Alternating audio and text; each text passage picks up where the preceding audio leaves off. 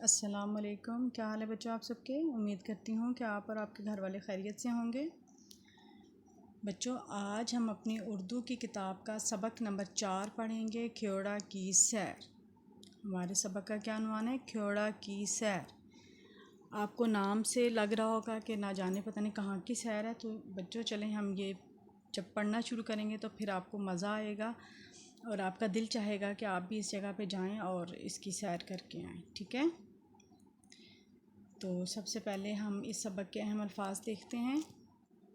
اہم الفاظ میں ہیں انتظامیہ، تفریح، سلیقے، دل فریب، معلومات، ٹھیک ہے؟ یہ اس کے اہم الفاظ ہیں۔ اچھا بچوں، یہ سبق شروع کرنے سے پہلے یہ میں آپ کو بتاؤں کہ کھیوڑا جو ہے ضلع جہلم کے پنڈ دادر خان کے نزدیک واقع ہے، ٹھیک ہے؟ ضلع جہلم کے پنڈ دادر خان کے نزدیک واقع ہے۔ چلو بچوں آئے ہم سبق شروع کرتے ہیں۔ آج بچے بہت خوش تھے کیونکہ استاد صاحب نے انہیں ایک تفریحی سفر پہ جانے کی خوشخبری سنائی تھی۔ بچوں کو گھر والوں سے اجازت حاصل کرنے کی ہدایت دی گئی۔ اگلے دن بہت سے بچوں نے والدین سے اجازت حاصل کرنے کے بعد اسکول انتظامیہ کے پاس اپنے نام لکھوائے۔ پھر جانے کے دن کا بے تابی سے انتظار ہونے لگا۔ بے تابی سے یعنی بے چینی سے انتظار ہونے لگا۔ ہفتے کا دن تھا، مقررہ وقت یعنی 7 بجے تفریحی سفر پہ جانے والے سارے بچے اسکول پہنچ گئے۔ روانگی سے قبل اساتذہ، استاد کی جمع اساتذہ ہے، استاد واحد ہے اور اساتذہ جمع ہے، ٹھیک ہے؟ اساتذہ نے بچوں کو ہدایات دیں۔ ہدایت کی جمع ہے، اس کا واحد کیا ہے؟ ہدایت۔ پھر سلیقے سے سیٹوں پر بٹھایا۔ سر ندیم نے بچوں کو سواری پہ بیٹھنے کی دعا پڑھائی۔ اسکول کی وردی پہنے ہوئے سب بچے بہت پرجوش تھے۔ تمام بچوں کے پاس کھانے پینے کی اشیاء بھی تھیں۔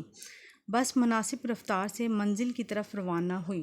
شہر سے نکلنے کے بعد سڑک کے ارد گرد ہرے بھرے کھیتوں کا سلسلہ شروع ہو گیا۔ بچے ان مناظر سے بہت لطف اندوز ہو رہے تھے۔ تقریباً 2 گھنٹے بعد پہاڑی علاقہ شروع ہو گیا۔ پہاڑوں پر نظر پڑتے ہی بچوں کا جوش مزید بڑھ گیا۔ بس بل کھاتے ہوئے راستوں پر اپنی منزل کی طرف رواں دواں تھی۔ بل کھاتے ہوئے یعنی ٹیڑھا ہو جانا، بل کھانا ٹیڑھا ہو جانا، یعنی راستہ جو ہے بالکل ایک سیدھا نہیں تھا، بالکل جس طرح مری جانے کا یا پہاڑی علاقوں پہ جب ہم جاتے ہیں تو راستے کیسے ٹیڑھے ہوتے ہیں، تھوڑی دیر ہر 1 منٹ بعد موڑ آ جاتے ہیں، اسی طریقے سے بل کھاتے ہوئے یعنی ٹیڑھا ہو جانا، خم اس کا مطلب ہے، ٹھیک ہے؟ اور رواں دواں تیزی سے چلتا ہوا۔ اگلے سبق پہ آ جائیں۔ چند گھنٹوں بعد بس کھیوڑا میں نمک کی کان کے سامنے کھڑی تھی۔ بچے بس سے نیچے اترے، وہ بالکل تازہ دم دکھائی دے رہے تھے۔ سر ندیم کان میں داخلے کے لیے ٹکٹیں لے آئے۔ ٹکٹ واحد ہے اور ٹکٹیں ٹکٹ کی جمع ہیں، ٹھیک ہے؟ کان کی سیر کے لیے منی ٹرین بھی موجود تھی، لیکن بچوں نے پیدل سیر کرنے کا فیصلہ کیا۔ اچھا بچوں، میں نے 2-3 دفعہ کان لفظ استعمال کیا ہے، تو یہ کان کیا ہے؟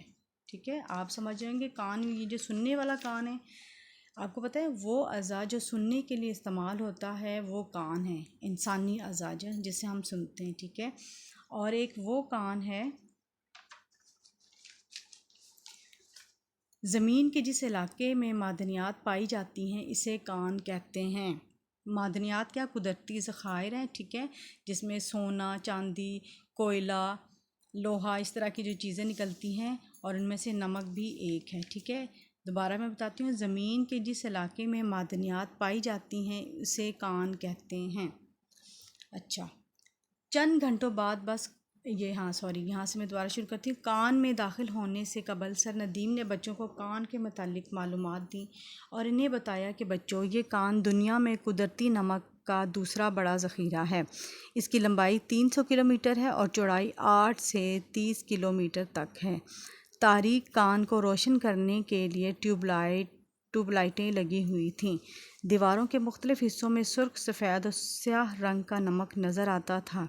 کان کے اندر بہت سے پانی کے تالاب تھے۔ اس کے اندر ایک مسجد بھی تھی جس کی اینٹوں کو بلبوں کے ذریعے سے روشن کیا گیا ہے۔ یہ مسجد ایک دل فریب منظر پیش کرتی ہے۔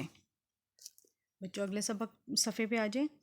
یہاں مینار پاکستان اور چاندنی چوک کا خوبصورت نمونہ بھی بنایا گیا ہے۔ ان کی دیواروں کو مختلف رنگوں کی روشنیوں سے آراستہ کیا گیا ہے۔ ہلکے گلابی رنگ کی نمک کی اینٹوں سے بنا ہوا شیش محل سب کی توجہ کا مرکز بن گیا۔ شیش محل کو بھی مختلف رنگوں کی روشنیوں سے منور کیا گیا تھا۔ لوگ اس خوبصورت منظر میں تصویریں بنوا رہے تھے۔ کان کے اندر سرکاری ڈاک خانے کی عمارت بھی موجود ہے۔ ڈاک خانہ کسے کہتے ہیں؟ جہاں پہ یہ خط و کتابت کا سلسلہ ہوتا ہے۔ یہ عمارت بھی نمک کی اینٹوں سے ہی بنی ہوئی ہے۔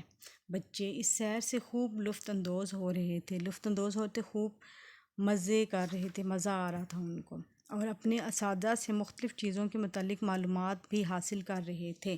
اس دوران میں ظہر کی نماز کا وقت ہو گیا۔ تمام اساتذہ اور بچے فوراً مسجد کی طرف چل پڑے۔